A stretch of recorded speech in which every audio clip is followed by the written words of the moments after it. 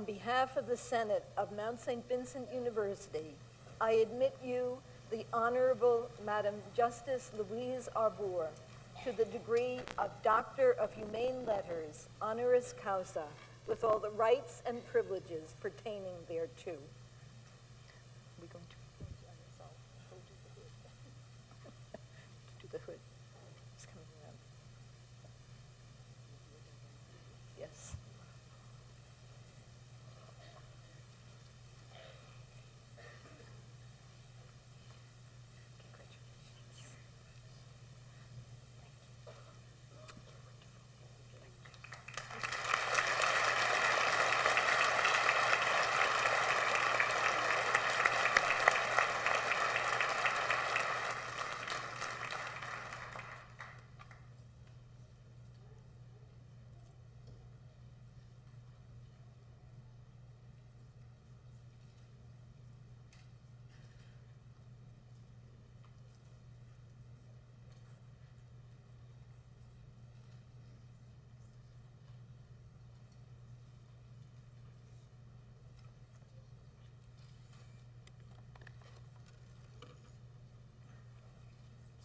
Madam Chancellor, Madam President, fellow graduates, family and friends.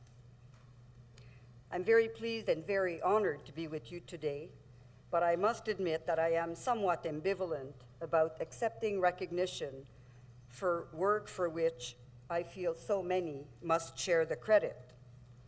On the other hand, I believe that I'm in good company. Those of you who are graduating today must also be conscious of the debt of gratitude that you've already incurred towards your parents, your friends, your mentors, and all those whose intellectual guidance has already shaped your view of the world. Today's convocation is not only a celebration of the achievement of the past, represented by the young women and men who are graduating today, but it's also a celebration of the ongoing achievements of Mount St. Vincent University through its students, faculty, alumni, and staff. We are here to celebrate our hope for the future, a hope founded on the best of our collective accomplishments and on the promise of our work in progress. Most of us here today who graduated a long time ago don't remember much of the edifying remarks that were made on that occasion by the person who spoke at their convocation. I myself vaguely remember an honorary graduate who seemed absolutely ancient and whose professional path, I thought, had very little to do with my own life. So although this may not seem to be a great piece of wisdom, what I would like to tell you today is how many of the extraordinary things that are ahead of you in your personal and in your professional life will come in the most unexpected and surprising ways. Amazing things happened to me in April of 1994, things that were to change my life forever. And yet I don't remember much about April 1994. I was a judge of the Court of Appeal for Ontario. I heard cases, I wrote judgment, I went home, I talked to my children, I walked the dog, and I watched the news. Much of what happened in the news in April of 1994 seemed to have absolutely nothing to do with me. On the 6th of April of 1994, President Habyarimana of Rwanda was killed. The plane in which he was traveling with the president of Burundi was shot down over the airport in Kigali. By early morning, roadblocks were erected throughout Rwanda. That was the onset of the genocide. In the next 100 days, to about the middle of July of that year, nearly 1 million people would be killed in that minuscule country in the Great Lakes region of Central Africa. On April 22nd, 1994, in the evening, a brief but violent physical confrontation took place between 6 inmates at the prison for women in Kingston and a number of correctional officers. The inmates were placed in the segregation unit. 2 days later, an institution emergency response team from Kingston Penitentiary performed what is called a cell extraction and conducted a strip search. That procedure was videotaped. When that videotape was eventually obtained and shown by the CBC many months later, it shocked the Canadian public. A year later, I was appointed to conduct an inquiry into the events at the prison for women. By April 1996, I had submitted my report, and I was in the process of packing my bags to move to The Hague to oversee the investigations and prosecutions for war crimes, crimes against humanity, and genocide perpetrated in the former Yugoslavia and in Rwanda. Now, the events at the prison for women in Kingston and the massacres in Rwanda appear on the surface to have very little in common. And yet they speak, each in a very different way, about the consequences of the rule of force overriding the rule of law. They are events all unfolding today in the world, some close and some very far away, which will touch you in a profoundly personal way and may change the course of your life forever. Events will affect you, and you can choose to affect them. I hope that you don't underestimate the extent to which you can and you should make a contribution. You are, in effect, the beneficiaries of a rich and yet ambivalent inheritance. As Canadians, we have been spared more than others the catastrophic social and political fallout of the two great wars, which have left a profound mark on the last century. We are, in many ways, democracy's nouveau riche. We are able to collect the prized dividend of community life, physical safety, freedom of thought, and the freedom and the opportunity to think, respect for dissidents, management of pluralism, abundance of comfort and leisure, good health, and life expectancy. With such political, intellectual, and material well-being, we may be tempted to conclude that we deserve all that we enjoy, counting ourselves amongst the world's intellectual aristocracy. It is therefore difficult for us, we who live in a country where our lives and our sense of security is so rarely threatened, to truly understand the profound vulnerability of those who struggle to survive in war-torn areas of the world, who live precariously in fear of death, torture, rape, persecution, and deportation. In fact, we often feel completely overwhelmed by their loud and insistent demand for help when we find ourselves lacking the means and sometimes lacking the patience to respond. As Canadians, we have had the privilege of being nurtured in an environment that is respectful of intellectual pursuits, that deals with ideas on their merits, and that accepts contradictory debate as a gift of democracy. I am reminded on a daily basis that humanity has not lost its appetite for justice. Thankfully, an increasing number of actors are emerging from all sectors of civil society to insist on being more than impotent witnesses to history. Activists understand that nothing happens without people. However, nothing lasts without institutions, and nothing lives without people reinventing institutions.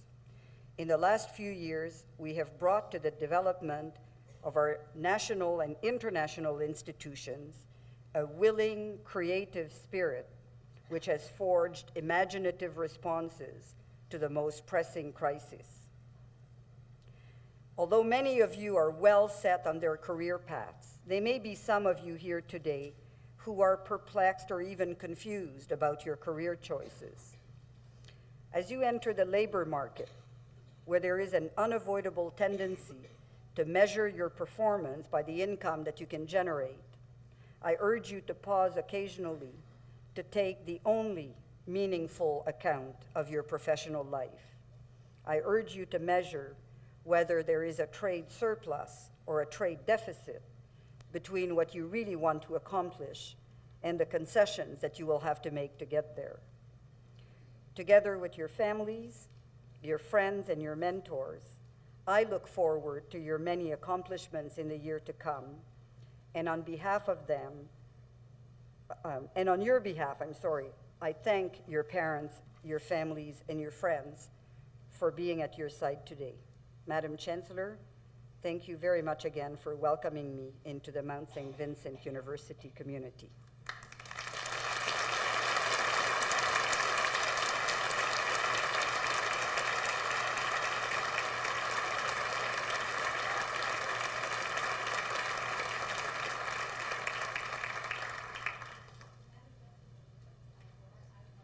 Very much on behalf of the graduates today. I don't think that your remarks are going to be forgotten. I will remember your inspiring words and would like to think that they will have tremendous impact on today's graduating class. So thank you very much, and it's been an honor to hear you today. Thank you.